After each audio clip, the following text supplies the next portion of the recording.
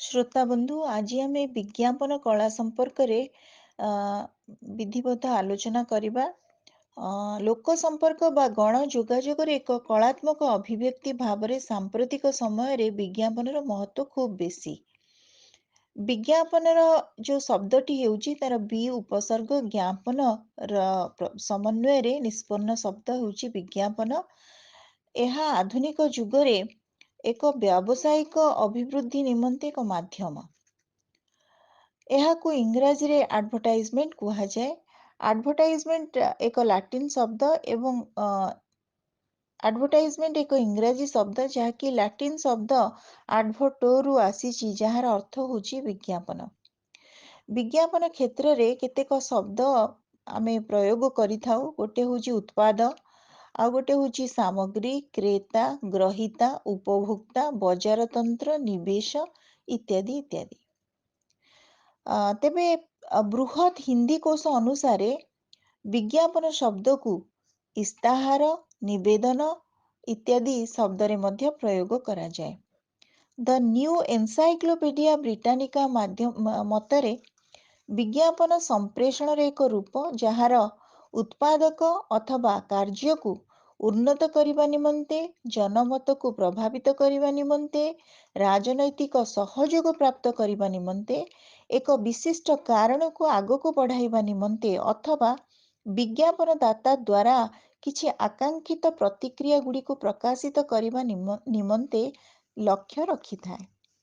William ବେଲୱେକରଙ୍କ ମତରେ ବିଜ୍ଞାପନ ସମ୍ପର୍କରେ ସେ ସ୍ପଷ୍ଟ କରି କହିଛନ୍ତି ଯେ ସୂଚନା ଗୁଡ଼ିକୁ ପ୍ରଚାରିତ କରିବା ପାଇଁ ବିଜ୍ଞାପନ ଏପରି ଏକ ସାଧନ ଯାହା କୌଣସି ବ୍ୟବସାୟିକ କେନ୍ଦ୍ର ଅଥବା ସଂସ୍ଥା ଦ୍ୱାରା ଋଣ ପରିଶୋଧ ତଥା ହସ୍ତାକ୍ଷରିତ ହୋଇଥାଏ ଏବଂ ଏହି ସମ୍ଭାବନାକୁ ବିକଶିତ କରିବାର ଇଚ୍ଛା ଯେଉଁମାନଙ୍କ ପାଖରେ ଏହି ସୂଚନା ପହଞ୍ଚେ, ସେ ବିଜ୍ଞାପନ ଦାତାଙ୍କ ଇଚ୍ଛା ଅନୁସାରେ ଚିନ୍ତା କରନ୍ତି ଏବଂ ବ୍ୟବହାର ମଧ୍ୟ କରନ୍ତି। ବିଜ୍ଞାପନ କୌଣସି ଉତ୍ପାଦିତ ବସ୍ତୁକୁ ବିକ୍ରୟ ଅଥବା ପ୍ରଚାରିତ କରିବା ନିମନ୍ତେ କଳାତ୍ମକତାକୁ ସୀମିତ ମନେ ନ କରି ଜନଚେତନାଯୁକ୍ତ କଳାତ୍ମକ ବିଜ୍ଞାପନକୁ ମଧ୍ୟ ପ୍ରାଥମିକତା ଦେବା ଉଚିତ। ତେବେ ଯୋଉ ବିଜ୍ଞାପନକୁ ଦୁଇ ପ୍ରକାର ରୂପରେ ଆମେ ଦେଖୁ। ଗୋଟେ ହେଉଛି ବ୍ୟାବସାୟିକ ବିଜ୍ଞାପନ, ଆଉ ଗୋଟେ ହେଉଛି ଅଣବ୍ୟାବସାୟିକ ବିଜ୍ଞାପନ। ତେବେ ଏହାକୁ ଆହୁରି 6 ଭାଗରେ ବିଭକ୍ତ କରି ସମାଲୋଚକମାନେ ମତ ଦିଅନ୍ତି ଯେ ଏହା ପ୍ରଥମତଃ ଅନୁନେୟ ବା ଉତ୍ପାଦ ସାମଗ୍ରୀ ର ବିଜ୍ଞାପନ, ପରସୁଏସିଭ ଆଡଭର୍ଟାଇଜମେଣ୍ଟ, ସୂଚନାପ୍ରଦ ବା ଲୋକସେବାମୂଳକ ବିଜ୍ଞାପନ, ଇନଫର୍ମେସନାଲ ଆଡଭର୍ଟାଇଜମେଣ୍ଟ, ସାଂସ୍ଥାନିକ ବା ଆନୁଷ୍ଠାନିକ ବିଜ୍ଞାପନ, ଇନଷ୍ଟିଟ୍ୟୁସନାଲ ଆଡଭର୍ଟାଇଜମେଣ୍ଟ, ଔଦ୍ୟୋଗିକ ବା ଶିଳ୍ପ ବିଜ୍ଞାପନ, ଇଣ୍ଡଷ୍ଟ୍ରିଆଲ ଆଡଭର୍ଟାଇଜମେଣ୍ଟ, ବିତ୍ତୀୟ ବିଜ୍ଞାପନ ବା ଫାଇନାନ୍ସିଆଲ ଆଡଭର୍ଟାଇଜମେଣ୍ଟ। ଏହା ଛଡ଼ା ଆଉ ଦୁଇଟି ମଧ୍ୟ ରହିଛି। ଗୋଟେ ହେଉଛି ବର୍ଗୀକୃତ ବିଜ୍ଞାପନ, ଯାହାକୁ କ୍ଲାସିଫାଏଡ ଆଡଭର୍ଟାଇଜମେଣ୍ଟ ଭାବରେ ଆମେ ନେଉ, ଏବଂ ଅନ୍ୟଟି ହେଉଛି ଅନ୍ୟ ବିଜ୍ଞାପନ, ଅଦର୍ସ ଆଡଭର୍ଟାଇଜମେଣ୍ଟ। ଏବେ ଆମେ ଜାଣିବା ଯେ ଅନୁନେୟ ବିଜ୍ଞାପନ କ'ଣ। ଏ ପ୍ରକାର ବିଜ୍ଞାପନ ମାଧ୍ୟମରେ ଜନତା ବା ଗ୍ରାହକ ଅଥବା ଉପଭୋକ୍ତା ପର୍ଯ୍ୟନ୍ତ ପହଞ୍ଚି ସେମାନଙ୍କୁ ନିଜର ଯୋଉ ଉତ୍ପାଦ, ଯାହାକୁ ପ୍ରଡକ୍ଟ ବୋଲି ଆମେ କହୁ, ଯୋଉ ଜିନିଷଟି କୌଣସି ଭଲ ଜିନିଷ ଯାହାକୁ ବ୍ୟବହାର କରିବା ପୂର୍ବରୁ ସେଟା ପ୍ରସ୍ତୁତ ହେଇଥାଏ, ସେ ପ୍ରସ୍ତୁତ ରୂପକୁ ହିଁ ଉତ୍ପାଦ କୁହାଯାଏ। ସେ ଉତ୍ପାଦ ପ୍ରତି ଆକର୍ଷିତ କରିବା, ଉତ୍ପାଦର ପ୍ରତିଷ୍ଠା ତଥା ତାର ମୂଲ୍ୟକୁ ସ୍ଥାପିତ କରିବା ଏହି ଅନୁନେୟ ବିଜ୍ଞାପନର କାମ। ସୂଚନାପ୍ରଦ ବିଜ୍ଞାପନ କ'ଣ? ଏପରି ବିଜ୍ଞାପନ ଦ୍ୱାରା ବ୍ୟାପାରର ପ୍ରଚାର ପ୍ରସାର ହୁଏ। ଏତଦ୍ ବ୍ୟତୀତ ଏହି ବିଜ୍ଞାପନ ଗୁଡ଼ିକର ଉଦ୍ଦେଶ୍ୟ ହେଲା ଜନସାଧାରଣଙ୍କୁ ଶିକ୍ଷିତ କରିବା, ଜୀବନର ସ୍ତରକୁ ସମୁନ୍ନତ କରିବା ଓ ସାଂସ୍କୃତିକ ବୌଦ୍ଧିକତା ସହିତ ଆଧ୍ୟାତ୍ମିକ ଉନ୍ନତି କରିବାର ମହତ୍ ଭାବନା ଏଥିରେ ଅଛି। ସମୁଦାୟ ବିକାଶକୁ ଏଥିରେ ଗୁରୁତ୍ୱ ଦିଆଯାଏ। ଯୋଉ ସୂଚନା ପ୍ରଦ ବିଜ୍ଞାପନ କ୍ଷେତ୍ରରେ ସାମୁଦାୟିକ ବିକାଶକୁ ଗୁରୁତ୍ୱ ଦିଆଯାଏ, ଅନ୍ତରାଷ୍ଟ୍ରୀୟ ସଦ୍ଭାବକୁ ଗୁରୁତ୍ୱ ଦିଆଯାଏ, ଗମନାଗମନର ଯୋଉ ସୁବିଧାକୁ ଗୁରୁତ୍ୱ ଦିଆଯାଏ ଏବଂ ବିଭିନ୍ନ କ୍ଷେତ୍ରରେ ଜନସାଧାରଣର ମଙ୍ଗଳ ଏଇଟା ହିଁ ଏଇ ବିଜ୍ଞାପନର ମୁଖ୍ୟ ଲକ୍ଷ୍ୟ, ଯେଉଁଥିରେ ଆମେ ସୂଚନା ଯେଉଁଥିରେ ଆମକୁ ମିଳେ। ଆମେ ପରବର୍ତ୍ତୀ ପର୍ଯ୍ୟାୟରେ ଏହି ସୂଚନାତ୍ମକ ବିଜ୍ଞାପନ ସମ୍ପର୍କରେ ଆଉ ଟିକେ ବ୍ୟାପକ ଭାବରେ ଆଲୋଚନା କରିବା। ସାଂସ୍ଥାନିକ ବିଜ୍ଞାପନ କଣ? ଯାହାକୁ ଯାହାକୁ ଇନଷ୍ଟିଚ୍ୟୁସନାଲ କୁହାଯାଏ ଆଡଭର୍ଟାଇଜମେଣ୍ଟ। ଏହା ବ୍ୟାବସାୟିକ ସଂସ୍ଥା ଦ୍ୱାରା ପ୍ରକାଶିତ ଏବଂ ପ୍ରଚାରିତ ହୋଇଥାଏ। ସଂସ୍ଥାଗୁଡ଼ିକ ବଡ଼ ବଡ଼ ଉଦ୍ୟୋଗ ସମୂହ, ଅନ୍ତରାଷ୍ଟ୍ରୀୟ ଅଥବା ରାଷ୍ଟ୍ରୀୟ ସ୍ତରର କମ୍ପାନୀ ଆଦି ବିଜ୍ଞାପନ ପ୍ରସ୍ତୁତ କରି ଜନହିତ ସମ୍ବନ୍ଧୀୟ ଜନମତ ନିର୍ମାଣ କରିଥାଏ। ବିଜ୍ଞାପନର ବିଷୟବସ୍ତୁ ନିତାନ୍ତ ଜନକଲ୍ୟାଣ ସହ ସମ୍ବନ୍ଧିତ ହୋଇଥିବା ଦରକାର ମଧ୍ୟ। ଔଦ୍ୟୋଗିକ ବିଜ୍ଞାପନ, ଯେମିତି ମୁଁ କହିଲି, ଉପଭୋକ୍ତା ଆଉ ଉତ୍ପାଦ ଏ ଶବ୍ଦ ଦୁଇଟି ଉପରେ ଆମକୁ ବିଜ୍ଞାପନ ସମ୍ପର୍କ ଯେତେବେଳେ ଆମେ ଆଲୋଚନା କରୁଛେ, ଏ ଦୁଇଟି ଶବ୍ଦ ବହୁତ ଗୁରୁତ୍ୱପୂର୍ଣ୍ଣ ନିଶ୍ଚୟ। ତେବେ ଆମଦାନୀ ଓ କଞ୍ଚାମାଲର କ୍ରୟ ବୃଦ୍ଧି ଉଦ୍ଦେଶ୍ୟରେ ଏହି ଔଦ୍ୟୋଗିକ ବିଜ୍ଞାପନ କରାଯାଏ। ଏ ପ୍ରକାର ବିଜ୍ଞାପନ ପ୍ରମୁଖତଃ ଔଦ୍ୟୋଗିକ ପ୍ରକ୍ରିୟା ଗୁଡ଼ିକରେ ମହତ୍ତ୍ୱ ଦେଇ ପ୍ରକାଶ କରାଯାଏ। ଏ ପ୍ରକାର ବିଜ୍ଞାପନର ମୁଖ୍ୟ ଉଦ୍ଦେଶ୍ୟ ହେଲା ସାଧାରଣ ବ୍ୟକ୍ତିବିଶେଷଙ୍କୁ ନିଜ ପ୍ରତି କେବଳ ଆକର୍ଷିତ କରାଯିବ ନାହିଁ, ତତ୍ସହିତ ଔଦ୍ୟୋଗିକ କ୍ଷେତ୍ରରେ ସମ୍ବନ୍ଧିତ ବ୍ୟକ୍ତି, ପ୍ରତିଷ୍ଠାନ ତଥା ନିର୍ମାତାମାନଙ୍କୁ ମଧ୍ୟ ନିଜ ଆଡ଼କୁ ଆକୃଷ୍ଟ କରିବାକୁ ହୋଇଥାଏ। ଏବେ ଆମେ ଆଲୋଚନା କରିବା ବିତ୍ତୀୟ ବିଜ୍ଞାପନ। ବିତ୍ତ ଶବ୍ଦରୁ ଆମେ ଜାଣୁଛେ ଅର୍ଥ, ତେଣୁ ଅର୍ଥନୈତିକ ବିଜ୍ଞାପନ ବା ଅର୍ଥଭିତ୍ତିକ ବିଜ୍ଞାପନ। ଏହା ମୁଖ୍ୟତଃ ଅର୍ଥ ସହିତ ସମ୍ବନ୍ଧିତ ହୋଇଥାଏ। ଯେମିତି ମୁଁ କହିବା ପାଇଁ ଚାହୁଁଥିଲି ଯେ ପ୍ରକୃତିରେ ବିଜ୍ଞାପନ ମଧ୍ୟ ବିନା ଅର୍ଥରେ ସମ୍ଭବ ନୁହଁ। ତେଣୁ ଅର୍ଥ ବିନିଯୋଗ କରିକି ଯାହା ବିଜ୍ଞପିତ କରାଯାଏ ତାହା ହିଁ ପ୍ରକୃତିରେ ବିଜ୍ଞାପନ।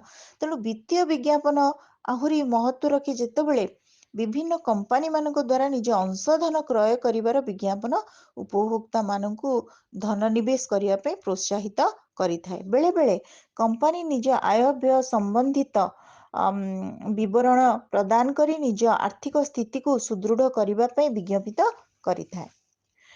ଏବେ ଆମେ ଆଲୋଚନା କରୁଛେ ଯେହେତୁ ତାର ପ୍ରକାର ଭେଦ, ଏବେ ଦେଖିବା ବର୍ଗୀକୃତ ବିଜ୍ଞାପନ କଣ, ଯୋଉଟାକୁ କ୍ଲାସିଫାଏଡ ଆଡଭର୍ଟାଇଜମେଣ୍ଟ କୁହାଯାଏ।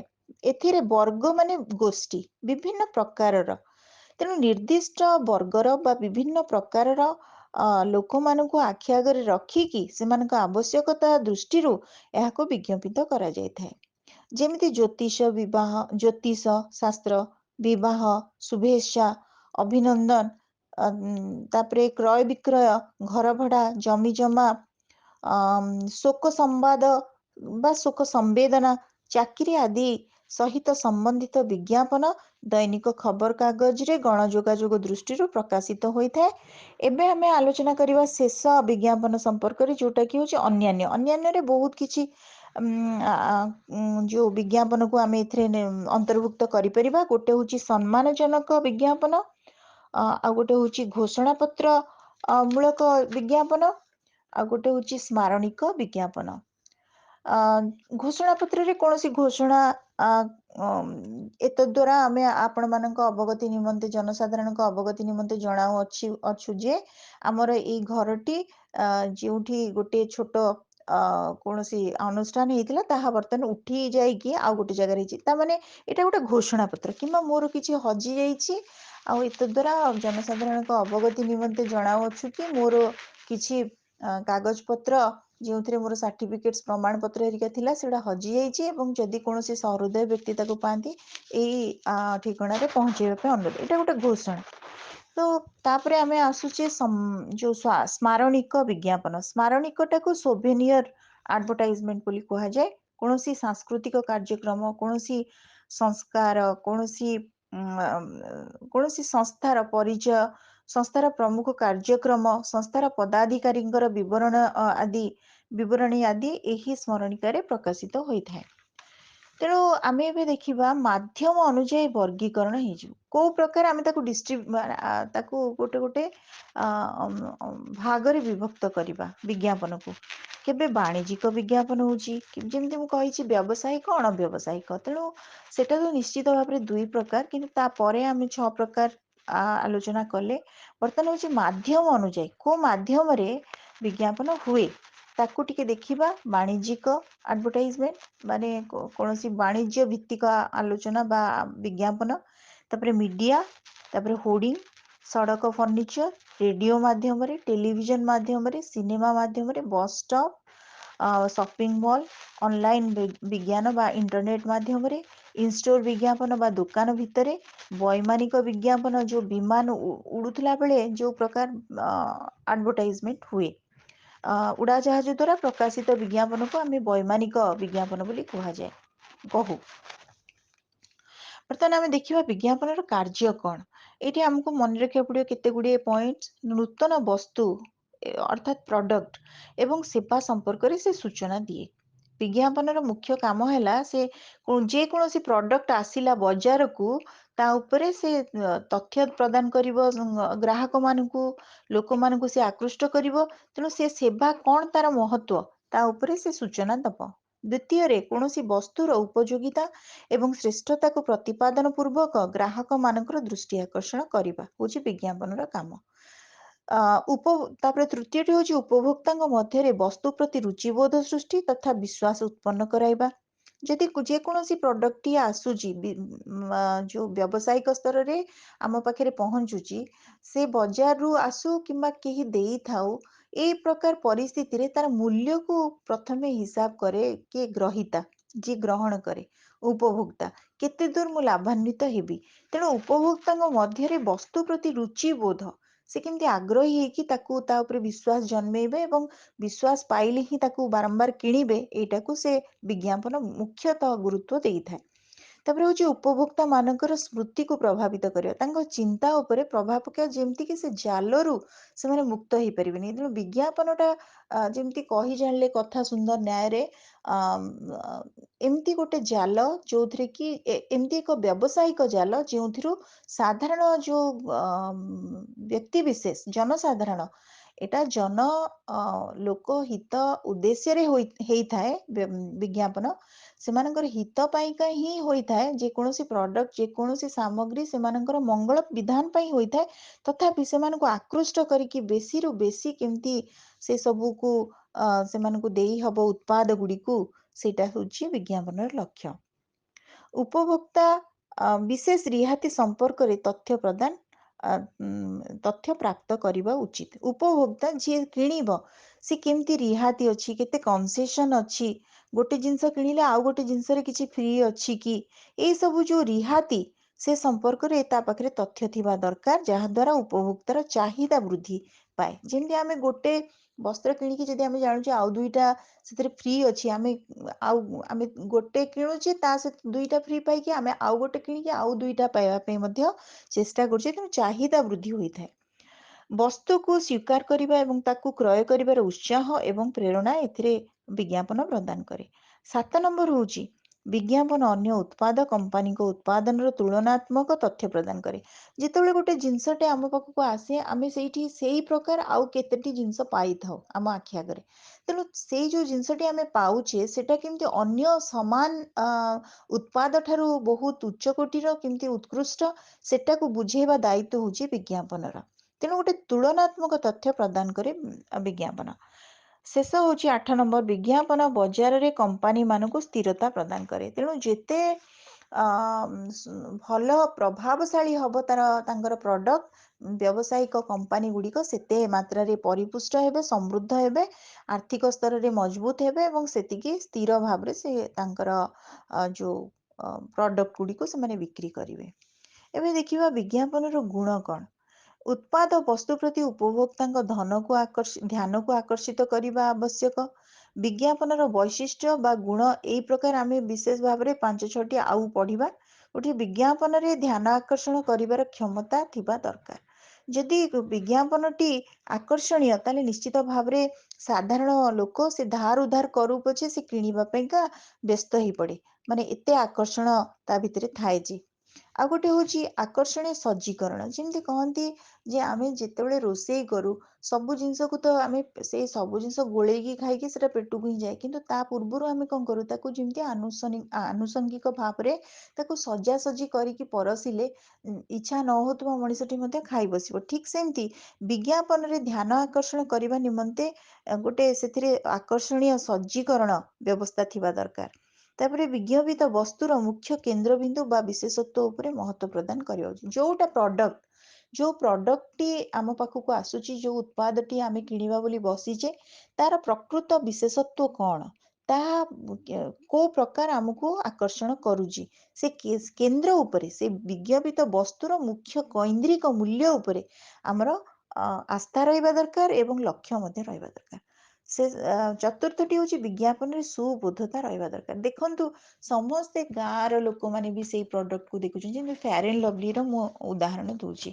ଫେୟାର ଆଣ୍ଡ ଲଭଲି, ମାଲ୍ଟୋଭା, ଭିଭା, ଯେକୌଣସି ଆପଣ ଯୋଉ ପାନୀୟ ପିଉଛନ୍ତି କିମ୍ବା କୋକା କୋଲା ଯାହାବି, ସେ ସବୁ ମୃଦୁ ପାନୀୟ ହଉ କିମ୍ବା ଯେକୌଣସି କଥା ହଉ, ଯେତେବେଳେ ଗୋଟେ ପ୍ରଡକ୍ଟ ଆସୁଛି ବା ବିଜ୍ଞାପନର କଥା ଉଠୁଛି, ସେତେବେଳେ ତାହା ଏତେ ସରଳ ସୁବୋଧ୍ୟ ହେଇଥିବା ଦରକାର ଯେ ଗୋଟେ ଅଶିକ୍ଷିତ ମଣିଷ ମଧ୍ୟ ତାର ମୂଲ୍ୟକୁ ବୁଝିବାରେ ସମର୍ଥ ହେଇପାରିବ। ତେଣୁ ଗାଁର ଅଶିକ୍ଷିତ ଲୋକ ହଉ ବା ସହରୀ ଲୋକ ହଉ, ଉଭୟ ବିଧ ସ୍ତରରେ ବିଜ୍ଞାପନର ପ୍ରଭାବ ମହତ୍ୱପୂର୍ଣ୍ଣ। ଶେଷଟି ହଉଛି ପ୍ରଦତ୍ତ ତଥ୍ୟରେ ଯୁକ୍ତିନିଷ୍ଠତା ରହିଥିବା ଦରକାର। ଏଇଟା ଗୋଟେ ଗୁରୁତ୍ୱପୂର୍ଣ୍ଣ କଥା। ଯେତେବେଳେ କୌଣସି ପ୍ରଡକ୍ଟ ଆସୁଛି, ଏମିତି ଦେଖନ୍ତୁ ଯଦି ଥଣ୍ଡା ପାନୀୟକୁ ମଧ୍ୟ ବେଳେ ବେଳେ ଆମେ ପିଲାମାନଙ୍କୁ ବାରଣ କରୁ, କିନ୍ତୁ ବେଳେ ବେଳେ ପିଇ ଦେଲେ ମଧ୍ୟ ଚଳି ଯାଉଛି। ତେଣୁ ଏଥିରେ କଣ ଅଛି ଯେ ଆମେ ଯୁକ୍ତି କରିପାରିବା ଯେ ସାଧାରଣ ଭାବରେ ଯଦି ଏଥିରେ ପିଇବ, ଏଥିରେ ଏଇ ଭାଗଟା ଭଲ ଅଛି, ଏଇ ଭାଗ ତା ଦେହକୁ ଗଲେ କ୍ଷତିକାରକ ନୁହଁ। ତେଣୁ ପ୍ରତ୍ୟେକଟି ପ୍ରଡକ୍ଟ କଥା କୁହାଯାଉଛି। ଯେକୌଣସି କେବଳ ଖାଦ୍ୟର କଥା ନୁହଁ, ପରିଧାନର କଥା ହଉ କିମ୍ବା କୌଣସି ବ୍ୟବହାର୍ଯ୍ୟ ବସ୍ତୁଟିଏ ହଉ, ସେଥିରେ ଯୁକ୍ତିନିଷ୍ଠତା ରହିବା ଦରକାର ଯେ ସେ କେତେ ତା ଭିତରେ ଗୁଣାତ୍ମକତା ଅଛି, କ୍ୱାଲିଟି କେତେ ଅଛି। ବିଜ୍ଞାପନଦାତା ନିମନ୍ତେ ଉତ୍ପାଦକୁ ବିଜ୍ଞାପିତ କରିବା କ୍ଷେତ୍ରରେ ସଂଶ୍ଳିଷ୍ଟ ସମସ୍ତ ତଥ୍ୟକୁ ବିଧିବଦ୍ଧ ଭାବରେ ସେ ପ୍ରକାଶ କରିବା ଦରକାର। ତଥ୍ୟର ତର୍କପୂର୍ଣ୍ଣ ପ୍ରସ୍ତୁତି ଦ୍ୱାରା ଗଣଜୀବନ ବିଜ୍ଞାପନକୁ ଅନ୍ତରରୁ ଗ୍ରହଣ କରିଥାଏ। ଯଦି ତଥ୍ୟରେ ତର୍କ ଅଛି ଯେ ଏଇଥିପାଇଁ ଏ ଜିନିଷଟି ମହତ୍ଵ ରଖେ, ଏ ତର୍କଟି ଯଦି ପ୍ରକୃତରେ ପ୍ରସ୍ତୁତ କରାଯାଇଛି, ତାକୁ ଆଖି ଆଗରେ ରଖିକି କିମ୍ବା ତା ସହିତ ସମ୍ପୃକ୍ତ ହେଇକି କାହା ସହିତ ବିଜ୍ଞାପନ ସହିତ, ତାହେଲେ ଗଣଜୀବନ ବିଜ୍ଞାପନକୁ ଅନ୍ତରରୁ ଗ୍ରହଣ କରେ। ଏବେ ଆମେ ଦେଖିବା ବିଜ୍ଞାପନର ଆକର୍ଷଣୀୟ ମାନେ କେତୋଟି ଜିନିଷ ଯେତେବେଳେ ବିଜ୍ଞାପନ କରାଯାଏ, ବିଜ୍ଞାପନ ଯଦି ଆପଣ ବି ବିଜ୍ଞାପନଟିଏ ଦଉଛନ୍ତି, ସେଥିରେ କୋଉ କଥାକୁ ଗୁରୁତ୍ୱ ରଖିକି ବିଜ୍ଞାପନ କରାଯିବ। ପ୍ରଥମେ ହଉଛି ଆକର୍ଷଣୀୟ ଶୀର୍ଷକ।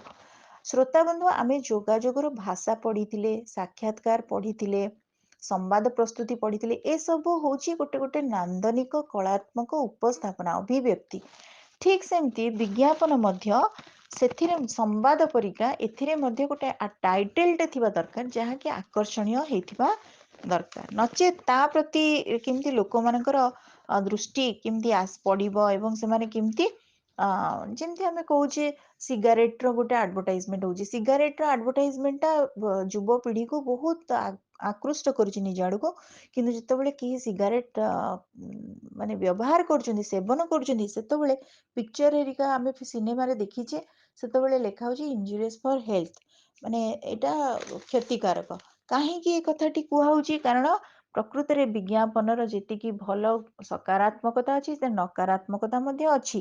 ତେଣୁ ବିଜ୍ଞାପନ ଆକର୍ଷଣୀୟ କରିକି ସମସ୍ତଙ୍କୁ ନିଜ ଆଡକୁ ଟାଣେ, ଏଇଟା ହିଁ ହଉଛି ଏଥିରୁ ଜଣା ପଡୁଛି। ତାର ହେଡିଙ୍ଗ ବା ଟାଇଟେଲ ବା ଶୀର୍ଷକ କେତେ ଚିତ୍ରାତ୍ମକ, କେତେ ତାର ପ୍ରଭାବଶାଳୀ, ସେଇଟାକୁ ଦେଖିବା ଦରକାର। ଯେମିତି ଅତୁଲ୍ୟ ଭାରତ ଆମେ କହୁଛୁ, ଇନକ୍ରେଡିବଲ ଇଣ୍ଡିଆ। ତେଣୁ ଅତୁଲ୍ୟ ଭାରତ ଶବ୍ଦଟା ହିଁ ଏତେ ସୁନ୍ଦର ଯେ ଆମେ ତା ଭିତରେ ଭାରତର ବହୁତ କିଛି ତତ୍ଵକୁ, ସଂସ୍କୃତି ହଉ, କଳା ହଉ, ଶିକ୍ଷା ହଉ, କ୍ରୀଡା ହଉ, ସବୁ କଥା ଆମର ଆଖି ଆଗକୁ ଅତୁଲ୍ୟ ଭାରତର ଏଇଟା ମହତ୍ଵ ବୋଲି ଆମ ଆଖି ଆଗକୁ ଆସି ଯାଉଛି। ଏବେ ଆସିଲା ରୁଚିଶୀଳ ତଥା ମନୋବିନୋଦକାରୀ ହେଇଥିବା ଦରକାର। ବ୍ୟସ୍ତବହୁଳ ମଣିଷ ସମ୍ପୂର୍ଣ୍ଣ ରୂପେ ଯୋଉ ଯାନ୍ତ୍ରିକ ପାଲଟି ସାରିଛି, ବିଜ୍ଞାନର ଯୁଗ, ଏକବିଂଶ ଶତାବ୍ଦୀର ସମୟ ଏବଂ ସବୁବେଳେ ଗୋଟେ ପ୍ରତିଯୋଗିତାପୂର୍ଣ୍ଣ ବାତାବରଣରେ ଜମା ଆଦୌ ହିଁ ସମୟ ନାହିଁ ଯୋଉ ଗୋଟେ ଶିକ୍ଷିତ ମଣିଷ ପାଇଁ କୌଣସି ଗୋଟେ ପ୍ରଡକ୍ଟକୁ ଦେଖିକି ତାକୁ ବିଚାର କରିବ। ତେଣୁ ସେ ପ୍ରଡକ୍ଟକୁ ଦେଖୁ ଦେଖୁ ତାର ଏମିତି ପ୍ରଭାବ ରହୁଥିବା ଦରକାର ଯେ ସେ ଭାବିବା ବା ବିଚାର କରିବା ପର୍ଯ୍ୟନ୍ତ ମଧ୍ୟ ସମୟ ପାଇବ ନାହିଁ। କାରଣ ଆଧୁନିକ ମଣିଷ ସେ ସହରୀ ହଉ ବା ଗାଉଁଲି ହଉ, ପ୍ରତ୍ୟେକ ମଣିଷର ବୁଦ୍ଧିଦୀପ୍ତତା ଅଛି ଏବଂ ତାର ବୁଦ୍ଧି ଅନୁସାରେ ସେ ଗୋଟେ ଜିନିଷ ଦେଖିଲା କ୍ଷଣି ସେ ଅନୁଭବ କରିବାର ସାମର୍ଥ୍ୟ ତା ଭିତରେ ଅଛି। ତେଣୁ ବ୍ୟସ୍ତବହୁଳ ମଣିଷ ଜୀବନରେ ସମୟର ମୂଲ୍ୟ ଯେହେତୁ ଅତି ଅଧିକ, ତେଣୁ ରୁଚିଶୀଳ ତଥା ମନୋବିନୋଦକାରୀ ବିଜ୍ଞାପନ ରହିବା ଦରକାର। ଏବେ ଆମେ ଦେଖିବା, ତେଣୁ ବିଜ୍ଞାପନ ଦେଖୁଥିବା ଗ୍ରାହକମାନଙ୍କ ରୁଚିଶୀଳତାକୁ ଦୃଷ୍ଟିରେ ରଖିବା କଥାଟା ମୁଁ କହିଲି। ଏବେ ଆମେ ଦେଖିବା ବିଜ୍ଞାପନର ମହତ୍ତ୍ୱ କିଭଳି ଭାବରେ ସର୍ବସିଦ୍ଧ। ଆମେ ଜାଣିଛେ ବିଜ୍ଞାପନର ମହତ୍ତ୍ୱ ସର୍ବସିଦ୍ଧ, ସବୁଆଡ଼େ ତାର ପ୍ରଭାବ ଅଖଣ୍ଡ ପ୍ରଭାବ। ଆଜିର ବିଜ୍ଞାନ ଯୁଗରେ ବିଶ୍ୱ ମାନବ ପରସ୍ପର ସହିତ ସଂଶ୍ଳିଷ୍ଟ ସମ୍ପୃକ୍ତ। ଏବେ ଆଉ ବିଶ୍ୱର କୌଣସି କୋଣ ଅନୁକୋଣ ଏବେ ଦୂର ଲାଗୁନାହିଁ। ଆଗରୁ ମନେ ହଉଥିଲା ଦୁରନ୍ତ, ବର୍ତ୍ତମାନ ଏତେ ନିକଟତମ ହେଇସାରିଛି ଯେ ତାର ଯେକୌଣସି ଗୋଟେ ବିଦେଶରେ ବିଜ୍ଞପିତ ହେଉଥିବା କୌଣସି ଗୋଟେ ଉତ୍ପାଦ ସେ ଭାରତ ବର୍ଷକୁ ପ୍ରଭାବ କରିବା ପାଇଁ ଯଥେଷ୍ଟ। ମାନେ ତৎକ୍ଷଣାତ୍ ତାହା ଭାରତୀୟ ମାନେ ଜାଣିପାରୁଛନ୍ତି, ଆଉ ଭାରତରୁ ସାଙ୍ଗେ ସାଙ୍ଗେ ପ୍ରାନ୍ତୀୟ କ୍ଷେତ୍ରରେ ମଧ୍ୟ ତାର ପ୍ରଭାବ ରହୁଛି। ସାମ୍ପ୍ରତିକ ସମାଜରେ ବଜାର ହେଉଛି ପ୍ରଧାନ, ଉପଭୋକ୍ତାବାଦୀ ସଂସ୍କୃତିର ପ୍ରାଧାନ୍ୟ ବଢି ଚାଲିଛି। ଉପଭୋକ୍ତାଙ୍କ ଇଚ୍ଛାକୁ ମହତ୍ତ୍ୱ ଦେଇ ଉତ୍ପାଦିତ ବସ୍ତୁର ଉପଯୋଗର ମାର୍ଗକୁ ପ୍ରଶସ୍ତ କରିବା ର କାର୍ଯ୍ୟ ବିଜ୍ଞାପନ ଦ୍ୱାରା ସମ୍ଭବ। ତେଣୁ ଉପଭୋକ୍ତା କଣ ଚାହୁଁଛି, ଆମେ କେମିତି ଚାହୁଁଛେ, କଣ ଚାହୁଁଛେ, ଆମର ଇଚ୍ଛା କଣ, ଆକାଂକ୍ଷା କଣ, ଆମର ସ୍ୱପ୍ନ କଣ। ପୂର୍ବରୁ ଗୋଟେ ଏରୋପ୍ଲେନରେ ଯିବା ମଧ୍ୟ ସମ୍ଭବ ନଥିଲା। ଉଡାଜାହାଜକୁ ଲୋକେ ବହୁତ ସମୟ ଧରି ଅପେକ୍ଷା କରୁଥିଲେ, ତାର ଶବ୍ଦ ଶୁଣିକି ମଧ୍ୟ ଗାଁ ଗାଉଁଲି ଲୋକମାନେ ଉପରକୁ ଚାହିଁ ରହୁଥିଲେ ଏଇଠି ଉଡାଜାହାଜ ବୋଲି। ବର୍ତ୍ତମାନ ଏତେ ସାଧାରଣ, ଯେମିତି ସାଇକେଲରେ ଚଢିବା ଯାହା ଉଡାଜାହାଜରେ ଚଢିବା ସେୟା ହେଇଯାଇଛି। ତେଣୁ ଏଥିରେ କଣ ଜଣାପଡୁଛି ଯେ ଯୋଉ ବସ୍ତୁକୈନ୍ଦ୍ରିକ ସଭ୍ୟତାର ପ୍ରଚାର ପ୍ରସାର ତ ହେଇଛି, ବିଜ୍ଞାନର ତ ପ୍ରଚାର ପ୍ରସାର ହେଇଛି, ତା ସହିତ ଉପଭୋକ୍ତାଙ୍କ ଇଚ୍ଛାକୁ ମହତ୍ତ୍ୱ ଦେଇକି ଉତ୍ପାଦିତ ବସ୍ତୁ ମଧ୍ୟ ବାହାରୁଛି। ଏବେ ଆମେ ଦେଖିବା ବିଜ୍ଞାପନର ଆଉ କେତେକ ମହତ୍ତ୍ୱ। ଗୋଟେ ହେଉଛି ନୂତନ ଭାବେ ଉତ୍ପାଦିତ ବସ୍ତୁର ସମ୍ପୂର୍ଣ୍ଣ ତଥ୍ୟକୁ ବିଜ୍ଞପିତ କରିଥାଏ। ବିକ୍ରେତାର ଲାଭକୁ ସହଜ କରିଥାଏ। ଆମେ ପୂର୍ବରୁ ମଧ୍ୟ କିଛିଟା ପଏଣ୍ଟସ୍ ପଢିଥିଲେ, ଏଇଟାକୁ ସେଥିରେ ମଧ୍ୟ ଆପଣମାନେ ମିଶେଇ ପାରିବେ। ବିକ୍ରେତାର ଲାଭକୁ ସହଜ କରିଥାଏ। ବଜାର ତନ୍ତ୍ରର ନିର୍ମାଣ କରିଥାଏ। ଯଦି ଗୋଟେ ପ୍ରଡକ୍ଟ ଭଲରେ ଚାଲିଲା, ସାଙ୍ଗେ ସାଙ୍ଗେ ଆଉ ତାକୁ ହିଁ ଦେଖିକି ଆଉ କିଛିଟା ପ୍ରଡକ୍ଟ ପ୍ୟାଟେଣ୍ଟ ଯୋଉଟା ତିଆରି କରିକି ତାଙ୍କ ନିଜସ୍ୱ ପରାକାଷ୍ଠାକୁ ଗୁଣାତ୍ମକତାକୁ ଗୁରୁତ୍ୱ ଦେଇକି ଆହୁରି ଅନେକ ତତ୍ତ୍ୱ ବାହାରି ପାରୁଛି। ଏକଦା ରେଡିଓ ଟିଭିରେ ଆମେ ମୁଗ୍ଧ ହେଇଯାଉଥିଲେ। ରେଡିଓ ଟିଭିର ଯୁଗ ଥିଲା, ତାକୁ ଛାଡିକି ତା ସାମ୍ନାରୁ କେହି ଯାଉନଥିଲେ। ବର୍ତ୍ତମାନ ଟିଭି ଏବଂ ରେଡିଓ ର ବିକଳ୍ପ ଭାବରେ ଆମ ପାଖେ ମୋବାଇଲ ଘୁରି ବୁଲୁଛି। ଆମେ ଆଉ ଟିଭି କିମ୍ବା ରେଡିଓକୁ ମଧ୍ୟ ଶୁଣିବା ପାଇଁ ଆମର ଇଚ୍ଛା ନାହିଁ। ପାଖରେ ମୋବାଇଲ ଦ୍ଵାରା ମଧ୍ୟ ଏସବୁ ବହୁତ ତତ୍କ୍ଷଣାତ୍ ସମ୍ଭବ ହେଇପାରୁଛି। ତେଣୁ ଏ ମୋବାଇଲ ଜାଗାରେ ପୁଣି ଆଗତ ଭବିଷ୍ୟତକୁ ଉପଭୋକ୍ତା ମାନଙ୍କର ଚାହିଦାକୁ ଆଖି ଆଗରେ ରଖିକି ଆହୁରି କେତେ କଣ ପ୍ରଡକ୍ଟ ମଧ୍ୟ ହେଇପାରେ।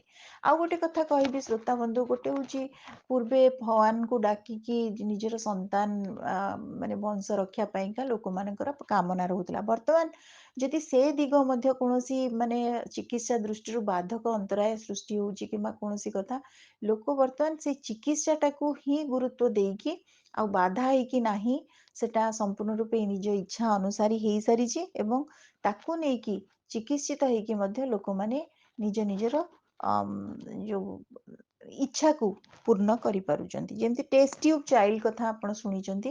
ବର୍ତ୍ତମାନ ଟେଷ୍ଟ ଟ୍ୟୁବ୍ ଭିତରେ ଗୋଟେ ଶିଶୁକୁ ମଧ୍ୟ ପରିକଳ୍ପନା କରାଯାଉଛି। ତେଣୁ ଅବାଙ୍ଗ ମାନସ ଗୋଚର କଥା ଆଉ କିଛି ହେଲେ ନାହିଁ। ଯେତେବେଳେ ବିଜ୍ଞାପନର ଯୁଗ, ଯେତେବେଳେ ବସ୍ତୁ ଭିତ୍ତିକ ଜଗତର କଥା ପ୍ରତିଯୋଗିତା ଚାଲିଛି, ସେ ସମୟରେ ଆଉ କୌଣସି ଅବାଙ୍ଗ ମାନସ ଗୋଚର ଘଟଣା କଥା ନାହିଁ। ଏବଂ ତାପର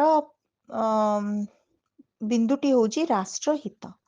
ସବୁବେଳେ ସଂସାରରେ ଏଇ ଜିନିଷ ଗୁରୁତ୍ୱ ଅଛି ଯେ ସମାଜର କଲ୍ୟାଣ, ଲୋକହିତ, ତେଣୁ ରାଷ୍ଟ୍ର ସେବା କ୍ଷେତ୍ରରେ ବିଜ୍ଞାପନ ମହତ୍ତ୍ୱପୂର୍ଣ୍ଣ ଭୂମିକା ଗ୍ରହଣ କରିଛି। ଆର୍ଥିକ, ସାମାଜିକ, ରାଜନୈତିକ, ଐତିହାସିକ ପ୍ରସଙ୍ଗକୁ ଆଧାର କରି ବିଜ୍ଞାପନ ଦ୍ୱାରା କୌଣସି ଦେଶରେ ମାନେ ବିଜ୍ଞାପନ ଦ୍ୱାରା ପ୍ରତ୍ୟେକ ଦେଶର ବିଚାର, ତାର ସଂସ୍କୃତି, ତାର ବିକାଶକୁ ଗୁରୁତ୍ୱ ଦେଇକି ସେଇଟା ଜନସମୂହ ପାଖରେ ପହଞ୍ଚେଇବା ପାଇଁ ବିଜ୍ଞାପନର ପ୍ରୟାସ। ଏବଂ ଅନ୍ୟଟି ହେଉଛି ମନୋରଞ୍ଜନ କ୍ଷେତ୍ରରେ ଅତ୍ୟନ୍ତ ପ୍ରଭାବଶାଳୀ ହେଇସାରିଛି ବିଜ୍ଞାପନ। ଜୀବନର ସ୍ତରକୁ ଉଚ୍ଚ କରିବାରେ ସହାୟକ ହୋଇଛି ବିଜ୍ଞାପନ। ବୌଦ୍ଧିକ ସ୍ତର, ଆଧ୍ୟାତ୍ମିକ ସ୍ତର, ସର୍ବଶିକ୍ଷା ଅଭିଯାନର ସ୍ତର, ନାରୀ ସଶକ୍ତିକରଣ ଭଳି ସ୍ତର ଗୁଡ଼ିକୁ ବିଜ୍ଞାପନ ଦ୍ୱାରା ଲୋକଶିକ୍ଷା ଏବଂ ନାରୀର ବିକାଶକୁ ସମସ୍ତେ ବୁଝିପାରୁଛନ୍ତି ଏବଂ ବିଜ୍ଞାପନ ଦ୍ୱାରା ହିଁ ଏହା ସମ୍ଭବ ହେଇଛି। ଯେମିତିକି ମୁଁ କହିବାକୁ ଚାହିଁବି ଯେ ପୂର୍ବ କାଳରେ ନିଜର ରୂପ ରଙ୍ଗ ପ୍ରତି ଲୋକମାନେ ଏତେଟା ସଚେତନ ନଥିଲେ।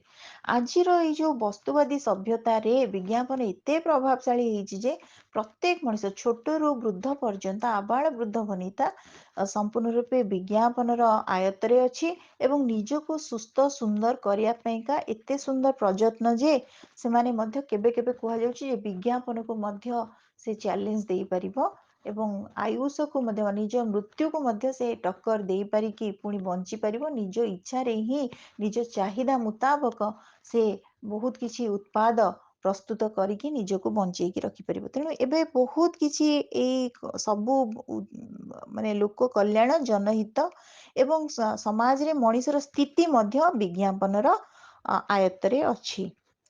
ଜନତାର ହିତକୁ ରକ୍ଷା କରିବା କ୍ଷେତ୍ରରେ ବିଜ୍ଞାପନରେ ପ୍ରତିବନ୍ଧ ମଧ୍ୟ ଲଗାଯାଇଥିବା ଆମେ ଜାଣୁ। ଯେମିତି ମୁଁ ମୂଳରୁ କହିଥିଲି ଯେ ସିଗାରେଟ ଗୋଟେ ଧୂମପାନ ଦେହ ପକ୍ଷେ ଅହିତକର, କ୍ଷତିକାରକ। ଏଇଟା କୁହାଯାଉଛି ସୁଇଡିଶ ସରକାର 1991 ମସିହାରେ ଟିଭିରେ, ତେଣୁ ଯେହେତୁ smoking is injurious for health, ସମ୍ପୂର୍ଣ୍ଣ ରୂପେ କ୍ଷତି କରେ ଶରୀରର, ସ୍ୱାସ୍ଥ୍ୟ ପାଇଁ ହାନିକାରକ। ତେଣୁ ଏଇ କଥାକୁ ଦେଖନ୍ତୁ, ଦୁଇଟା ବିଜ୍ଞାପନ, ଗୋଟେ ହେଉଛି ସିଗାରେଟର ବିଜ୍ଞାପନ ହେଲାଠୁ ବା ତମ୍ବାକୁର ବିଜ୍ଞାପନ ହେଲାଠୁ ଲୋକମାନେ ଆକୃଷ୍ଟ ହେଇକି ତମ୍ବାକୁ ଖାଉଛନ୍ତି, ତମ୍ବାକୁ ସେବନ କରୁଛନ୍ତି, ସିଗାରେଟ ସେବନ କରୁଛନ୍ତି। କିନ୍ତୁ ତାପରେ ତା ଉପରେ ଆଉ ଗୋଟେ ବିଜ୍ଞାପନ ମଧ୍ୟ ହଉଛି।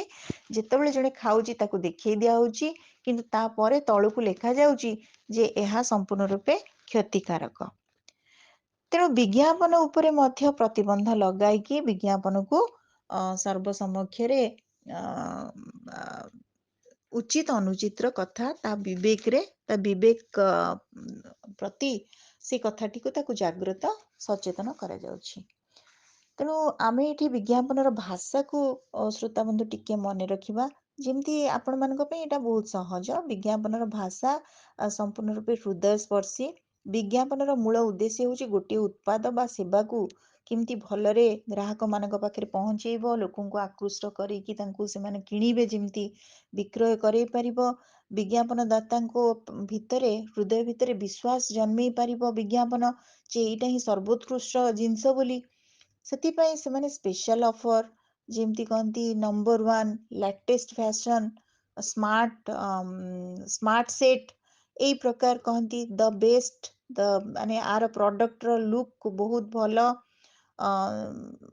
ଲୁକ୍ ନୋ ଫର୍ଦର, ଆଉ ଦିସ୍ ଇଜ ଦ ଅଲ୍ଟିମେଟମ୍, ଏମିତି ଶବ୍ଦ, ଦ ଟୋଟାଲ ଏକ୍ସପିରିଏନ୍ସ ଇତ୍ୟାଦି ଉଲ୍ଲେଖ କରିକିରି ଏଇ ପ୍ରକାର ଶବ୍ଦ ସଂଯୋଜନା ବା ବିଜ୍ଞାପନରେ ଏଇ ପ୍ରକାର ଭାଷାର ପ୍ରୟୋଗ କରିକି ବିଜ୍ଞାପନ ଦାତା ତାଙ୍କର ସ୍ୱତନ୍ତ୍ର ଯୋଉ ମହତ୍ଵକୁ ପ୍ରତିଷ୍ଠା କରିଥାନ୍ତି ଏବଂ ଏହା ଦ୍ୱାରା ଅନିଚ୍ଛୁକ ମାନେ ଅନାଗ୍ରହୀ ମଣିଷଟେ ମଧ୍ୟ ସମ୍ପୂର୍ଣ୍ଣ ରୂପେ ଆକୃଷ୍ଟ ହୁଏ ଏବଂ ବିଜ୍ଞାପନର ଯୋଉ କଣ କହିବି, ବଜାର ତନ୍ତ୍ର ବା ତାର ଜାଲ, ସେ ଜାଲ ଭିତରେ ସମ୍ପୂର୍ଣ୍ଣ ରୂପେ ଆୟତ୍ତ ହେଇଯାଏ ଏବଂ ତାକୁ କିଣିବାକୁ ସେ ଏକ ପ୍ରକାର ବାଧ୍ୟ ହେଇଯାଏ। ତେଣୁ ବିଜ୍ଞାପନର କିଛିଟା ନିୟମ ମଧ୍ୟ ଅଛି। ତାଙ୍କ ମାନେ ସେଗୁଡ଼ିକ ହେଲା, ଉତ୍ପାଦଟି ପ୍ରକୃତରେ କଣ, ଏହା ଗ୍ରାହକ ପାଇଁ କେତେ ଲାଭପ୍ରଦ ହବ, ତାକୁ ଟିକେ ଗୁରୁତ୍ୱ ଦେବାକୁ ପଡ଼ିବ। ତେଣୁ ବିଜ୍ଞାପନର ମୁଖ୍ୟ ବିଷୟକୁ ଉପସ୍ଥାପନ କରାଯିବା ଦରକାର। ଏହାର ପ୍ରଭାବଶାଳୀ କୌଶଳ ଉପରେ ଦର୍ଶକମାନଙ୍କୁ ବା ଯୋଉମାନେ ଗ୍ରହୀତା ତାଙ୍କୁ ବୁଝେଇବା ଦରକାର। ବିଜ୍ଞାପନରେ ବ୍ୟବହାର ହେଇଥିବା ଯୋଉ ଦୃଶ୍ୟ ବା କଥାଟି ବା ବିନ୍ଦୁଟି ଅତ୍ୟନ୍ତ କଳାତ୍ମକ ହେଇଥିବା ଦରକାର ଏବଂ ପ୍ରକୃତରେ ଏହା ଯୁକ୍ତିନିଷ୍ଠ, ସମାଜ ପାଇଁ ଉପଯୋଗୀ ଏଇଟା ମଧ୍ୟ ପ୍ରସ୍ତୁତ ହେଇଥିବା ଦରକାର। ତେଣୁ ବିଜ୍ଞାପନ ସରଳ ନହେଲେ ତାହା ସୁବୋଧ୍ୟ ହୁଏ ନାହିଁ, ତାକୁ କେହି ବୁଝିପାରନ୍ତି ନାହିଁ।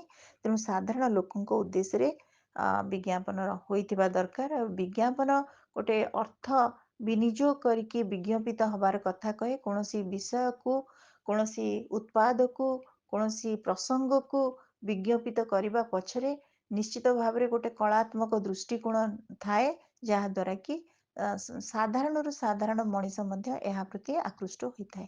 ତେଣୁ ଶ୍ରୋତା ବନ୍ଧୁ, ଆଜି ଆମେ ବିଜ୍ଞାପନର କଳାତ୍ମକ ଦିଗ ସମ୍ପର୍କରେ ଆଲୋଚନା କରୁଥିଲେ। ଏହା ଆପଣମାନଙ୍କ ପାଇଁ ଉପାଦେୟ ପ୍ରତିପାଦିତ ହେବ ବୋଲି ମୋର ବହୁତ ବିଶ୍ୱାସ। ଆପଣଙ୍କୁ ଅଡ଼ିଓଟି କେମିତି ଲାଗିଲା, ଆପଣ ନିଜର ମତାମତ ଜଣାଇବାକୁ ଅନୁରୋଧ କରୁଛି। ଧନ୍ୟବାଦ।